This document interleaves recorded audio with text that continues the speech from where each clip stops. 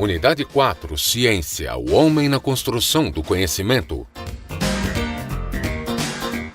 Aula 30.1, Conteúdo, Gênero textual, artigo científico, ênfase em conjunções coordenadas. Habilidades. Conhecer as características e usos sociais do gênero textual, texto de divulgação científica e, por meio desse gênero, reconhecer as conjunções coordenadas. Muito boa tarde a todos, professores, alunos. Então vamos rever aí os pontos principais da aula 29, que foi sobre o naturalismo no Amazonas, né? O parnasianismo no Amazonas. Vamos lá para a nossa revisão.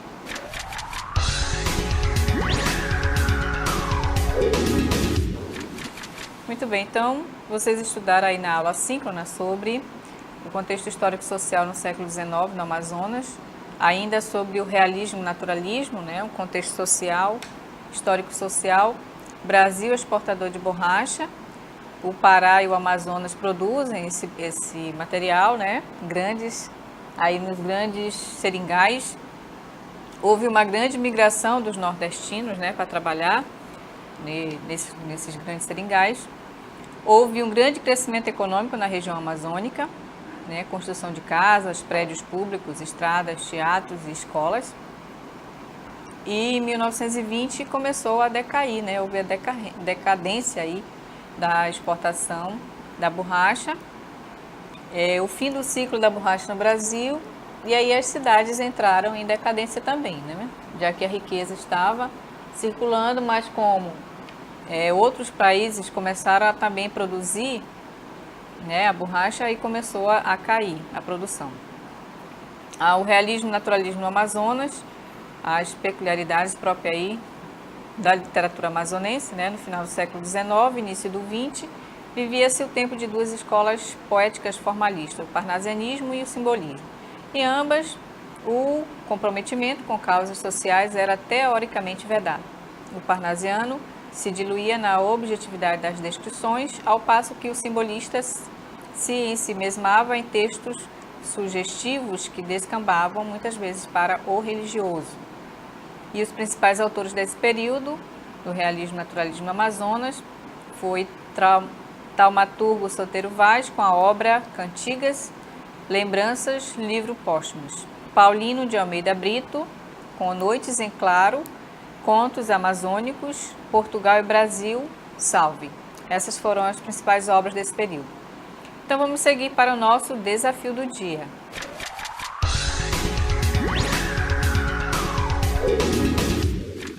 Muito bem, então o que você entende por ciência? Você é aluno, qual é a sua ideia sobre essa palavra, né? O que significa para você? Então, vamos seguir para a nossa aula de hoje.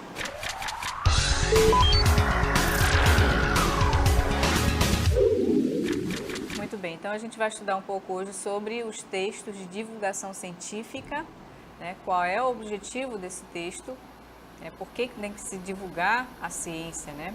Então, é um gênero discursivo que transpõe informações da esfera científica para a sociedade em geral e, em outras palavras, é o texto através do qual tomamos ciência dos novos estudos e descobertas científicas em linguagem acessível. Então, o texto de divulgação científica é um texto em que vai divulgar sobre um novo conhecimento, né? Há uma descoberta que os cientistas fazem, né, através aí dos estudos, das pesquisas. Então, esse texto ele vai ter esse objetivo de divulgar a ciência.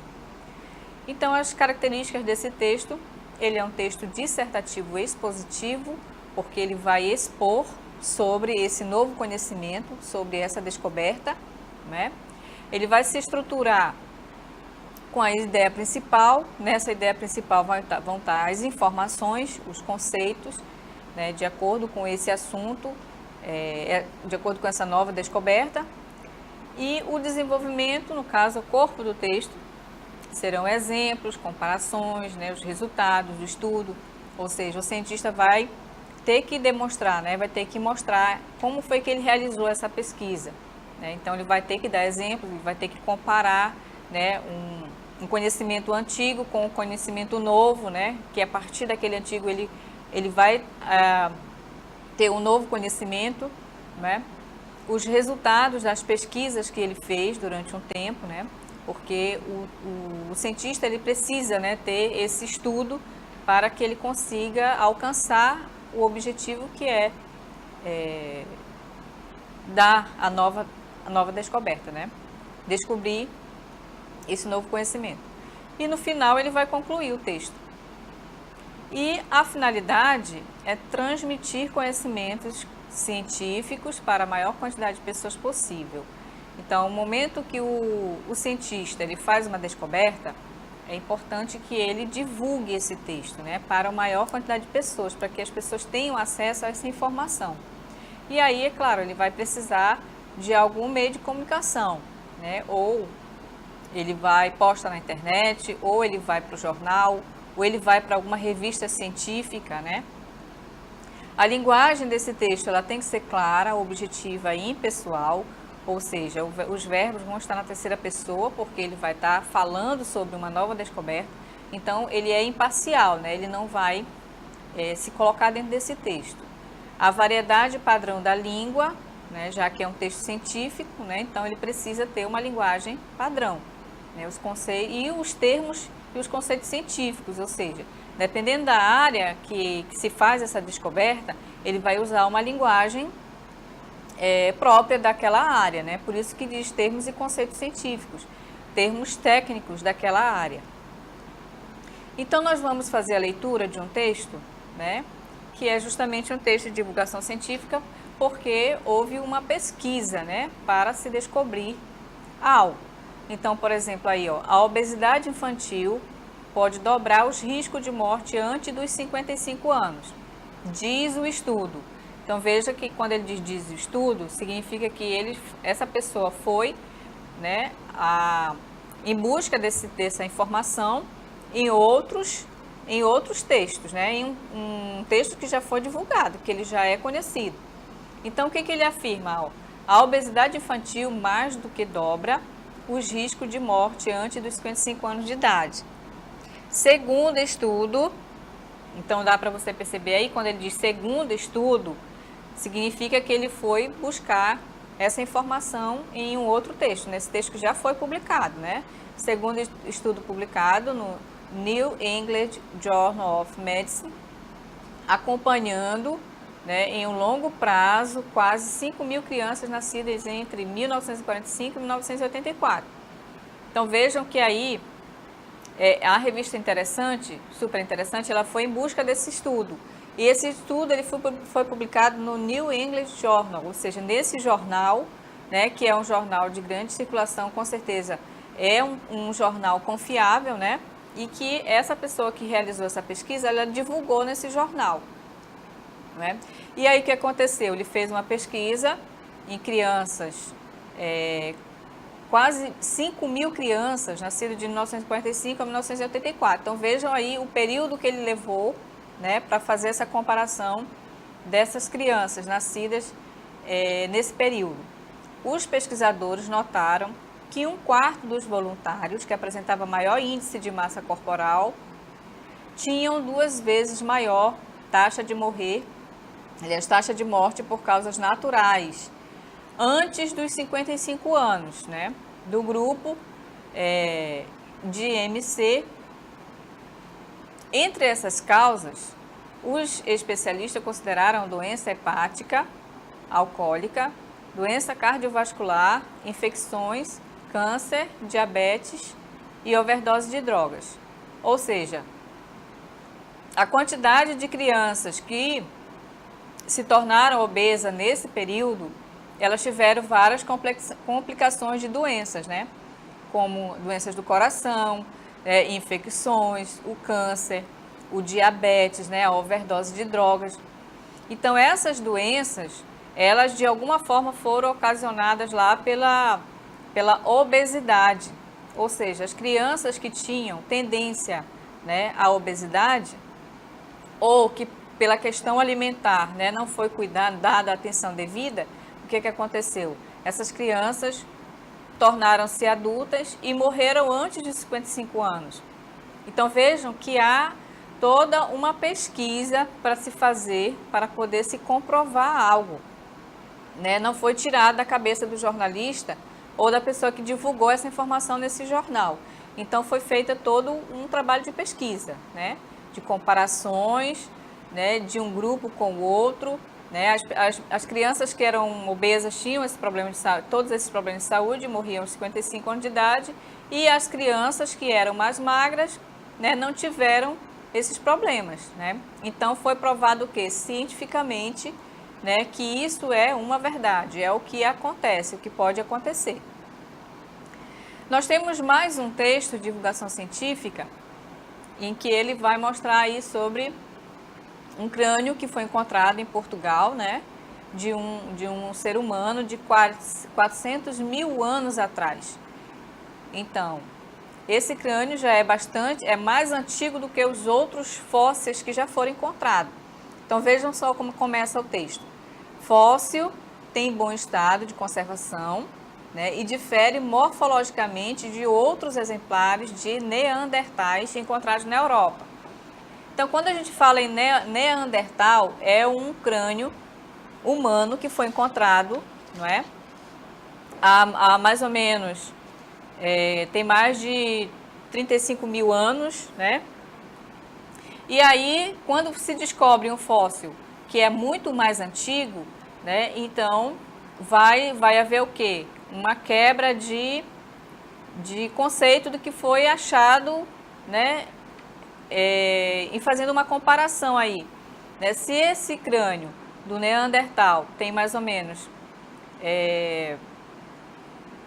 30 mil anos, então significa que 400 é muito mais velho, né? Muito mais antigo. E o Neandertal é considerado uma subespécie humana, né? Porque depois veio o fóssil do Homo sapiens, que já é o mais atual, vamos dizer assim, né?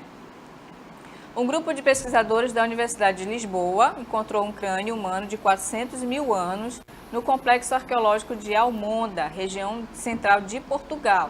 Então, esse crânio foi encontrado em Portugal, certo?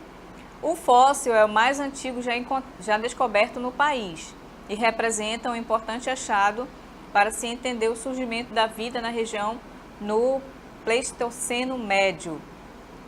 O nome dado ao crânio, Aroeira III, pode ser explicado por seu local de origem, ou seja, o local onde ele foi encontrado chama-se Aroeira. Por isso, eles deram o nome de Aroeira III. Fruto de uma expedição na Gruta Aroeira, o exemplar foi encontrado em 14 de julho de 2014, de acordo com o líder da expedição, João Zilhão, em entrevista ao jornal Português Público. No mesmo local, explorado pelo grupo desde 1987, haviam sido achados 2 dentes batizados com os números 1 e 2. Por conta de sedimentos de rocha estarem muito presos ao crânio, optou-se por mover o material ao Centro de Investigação sobre Evolução e Comportamentos Humanos, Centro de Pesquisa Paleontológico de Madrid.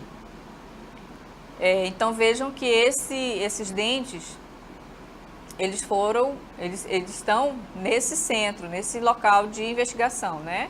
No Centro de Pesquisa Paleontológica de Madrid. O fóssil lá permaneceu sendo preparado por 2 anos. Fósseis de neandertais com características morfológicas próximas, mas não exatamente idênticas ao Aroeira III, foram encontrados em países como Espanha, França e Itália. Então vejam que não é só um país, né, que foi encontrado esses fósseis, né? Então são 3 países diferentes que estão ali próximos um do outro, né? Sua datação, apesar de imprecisa, sugere a diversidade da vida humana no período. Na Gruta da Aroeira, a equipe encontrou também materiais que potencialmente pertenciam a estes indivíduos, como machadinhas de pedra, que também é um elemento bastante antigo, né, encontrado não só na Europa, mas aqui no Amazonas também foram encontradas algumas machadinhas que com certeza estão no Museu da Universidade Federal do Amazonas. O estudo que detalha os resultados do grupo foi publicado na revista científica, observe aí, né?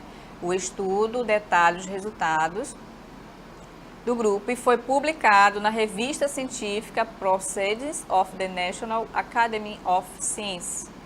Ou seja, esse resultado dessa pesquisa, ela está publicada em uma revista científica.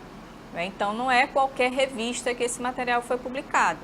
O fóssil entregará uma exposição da evolução humana no Museu Nacional de Arqueologia, na capital Lisboa, a partir de outubro deste ano. Ou seja, esse fóssil ele vai ser integrado lá no Museu de Lisboa. Então, é uma informação muito importante para o meio científico, né, no campo da história, da evolução do homem.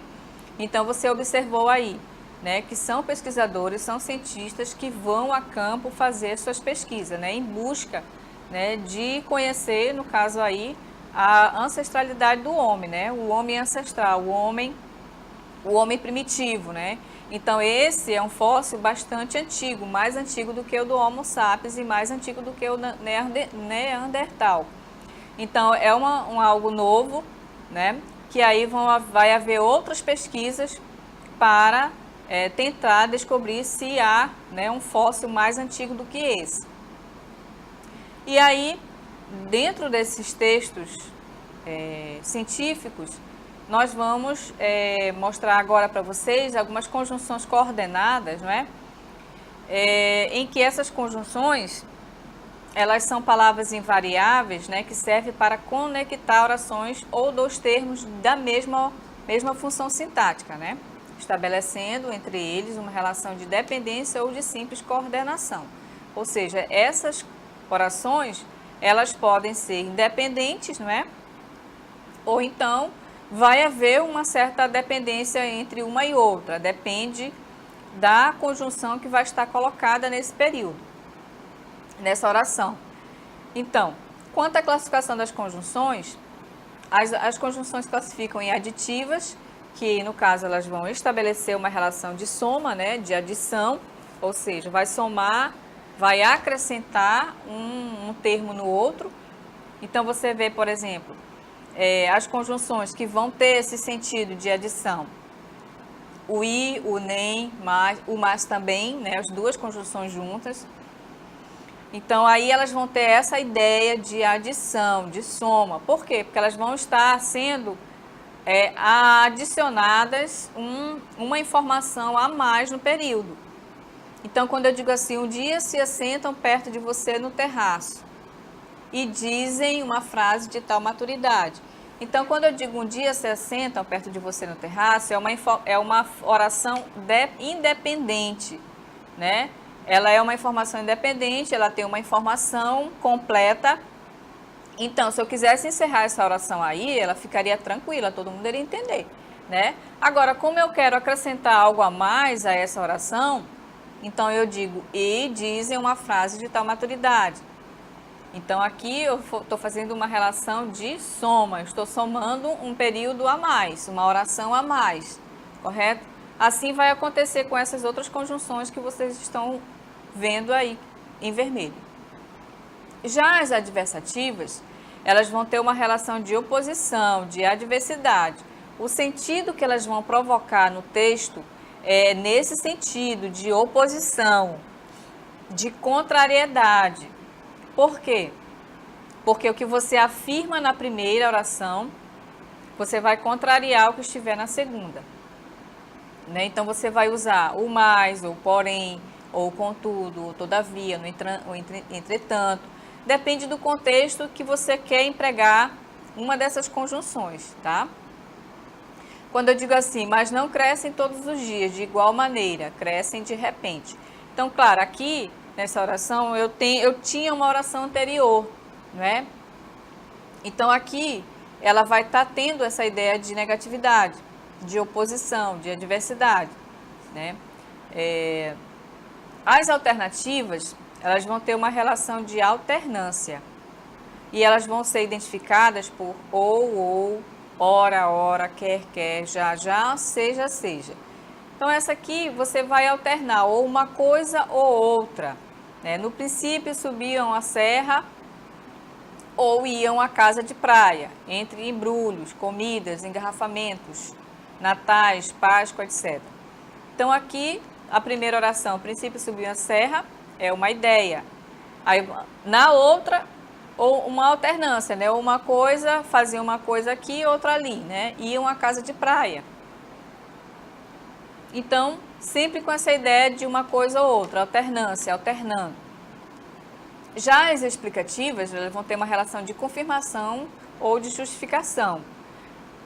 São o pronome que, ele vai servir como explicação, o porquê junto, tá? O pois, quando ele vem antes do verbo, eles vão ter essa ideia de explicação, de confirmação, de justificação, né? Dizer porquê. Respeite a opinião dos jovens, porque eles têm argumentos bem fundamentados. Então vejam que ele está explicando aí, né? Por que se deve respeitar a opinião dos jovens? Porque eles têm algum argumento, né? Eles têm alguma coisa fundamentada. Então estou explicando, estou justificando a afirmação, né, que está colocada na primeira oração, que é a opinião dos jovens. E assim eu posso utilizar para qualquer texto que eu precise fazer uma explicação, uma justificativa. As conclusivas, elas vão ter relação de conclusão, de consequência. Então, pode ser identificado através da conjunção logo, por isso, portanto, pois, né? O pois vem depois do verbo. Então, vejam que quando eu vou fazer uma conclusão, seja ele num texto dissertativo, né? Você pode concluir o seu pensamento usando essa palavra, essa conjunção. Por isso é necessário fazer alguma coisa a mais, antes que elas cresçam. Então, todas as vezes que eu for concluir algo, eu utilizo o logo, né, o por isso, o portanto e o pois. Claro que o pois, ele vai ter que vir depois do verbo, tá? Porque senão ele vai ter ideia de explicação. E aí não é o caso. Aí o caso é de conclusão. Você vai estar concluindo um pensamento, você vai estar concluindo uma ideia. Ok? Nós temos mais textos, né, para nós fazermos a nossa análise aí. Pode passar então? Muito bem. Então veja aí, ó. Esse texto ele fala sobre jovens, sobre juventude. Ele não sabe mais quem é, né? Quando o jovem entra na fase de adolescência, ele já fica meio que em dúvida, né? Ainda não sabe direito se ele ainda é criança ou se ele já é jovem. Deixa de ser criança para ser adulto, né? Mas ainda não é. Por isso, a necessidade de experimentar de tudo, no que se refere às formas de pensar e de agir, então ele muda de opinião facilmente. Procura as primeiras experiências da vida ou testa novos estilos de música para encontrar sua identidade. Então, nesse texto aqui, nós vamos encontrar algumas conjunções, certo? Vejam aí, ó. Ele não sabe mais quem é. Deixa de ser criança para ser adulto, mas ainda não é. Vejam só aqui, né? O mais com ideia de adversidade, de sentido contrário, de oposição, né? Por quê? Porque, olha só, a afirmativa que está aqui anteriormente, olha, deixa de ser criança para ser adulto. Isso é uma verdade? Sim, né? Ele não é mais criança. Ele já entra na fase da adolescência, após os 12 anos já para os 13, né? Mas ele ainda não é um adulto completamente, não é verdade? Então, por isso que vai entrar essa conjunção aqui, adversativa, né? Porque ele não é, de fato, ainda um adulto, né? A pessoa, um menino de 13 anos, 14 anos, né? Ele sai da fase da criança e entra na fase da adolescência. Por isso, olha a conjunção explicativa, né? Tá explicando aqui, ó. Por isso a necessidade de experimentar de tudo. Já que ele não é mais criança, então ele já se julga com ideia de como se fosse já um adulto e começa a experimentar, não é? No que se refere às formas de pensar e de agir. Olha o izinho aqui, ó. Esse izinho, ele é uma conjunção aditiva, porque ele está unindo duas palavras aqui, ó, dois verbos, ó, forma de pensar e agir. Então, aqui eu tenho a primeira oração e aqui eu tenho a segunda oração, né? Caracterizada pelo verbo pensar e caracterizada pelo verbo agir. Então, eu tenho uma conjunção aditiva aqui, ó. Eu estou adicionando uma ação a mais aqui, não é isso? Pensar e agir. Então, aqui é uma conjunção que essa é uma palavra que a gente utiliza muito na oralidade, né? De conclusão. Então, ele muda de opinião facilmente, procura as primeiras experiências da vida ou testa novos estilos de música para encontrar a sua identidade. Então, eu estou usando aqui uma conjunção alternativa, ou seja, uma coisa ou outra, ok? Temos mais 2 textos, vamos analisar aqui. Fóssil tem bom estado de conservação e difere morfologicamente de outros exemplares de neandertais encontrados na Europa. Vejam a presença da conjunção e aqui. Eu tenho a primeira oração e aqui eu tenho a segunda oração. Então, eu estou unindo 2 períodos aqui, ó, através dessa conjunção aditiva. Fósseis de neandertais com características morfológicas próximas, mas não exatamente idênticas ao auroeira. Eu estou usando uma conjunção adversativa que tem sentido contrário, oposto ao que está colocado na primeira oração, ó. Fósseis de neandertais com características morfológicas próximas. Ou seja, elas são próximas, mas elas não são idênticas. Idêntica é quando uma coisa é igual à outra, né? Mas não é o que está dizendo aqui, né? Elas são próximas, mas próxima é diferente de idênticas. Então, por isso que eu vou usar uma conjunção adversativa, mas porque ela tem sentido contrário, um sentido oposto, né? Do que está sendo colocado na primeira oração, tá? Então, prestar bastante atenção no sentido que essas conjunções provocam dentro do texto, né? Sempre observando o que está escrito na primeira oração, tá? Porque, claro, cada uma delas vão provocar um determinado sentido. Esse sentido, ela já está, digamos assim, já está consagrado nelas, nessas conjunções. Elas já têm por si só esse sentido. A gente só tem que prestar atenção no contexto da oração, né, no que vem dizendo antes, para que a gente possa identificar o sentido dessa conjunção que está sendo colocada, geralmente lá vai estar na segunda oração, né? Então, nós trouxemos esses 2 assuntos, né? O texto científico e as conjunções coordenadas, né? Para que vocês relembrem o que vocês já estudaram no ensino fundamental. Com certeza vocês já viram esse assunto, é só para a gente revisar, né? Para que vocês relembrem qual é o papel das conjunções dentro do texto, né? Ela é de adição, ela é de explicação, ela é de conclusão, né? Qual é a importância que elas têm, né? Nós já estudamos que as conjunções também é elemento de coesão, elas serão fundamentais no momento que a gente estiver escrevendo, né? Elas servem como esse elemento de coesão, porque elas vão estabelecer relações dentro do texto, vão provocar sentidos, né? Então, por isso é importante que a gente reveja esse assunto, tá certo? A sua aula continua no próximo vídeo.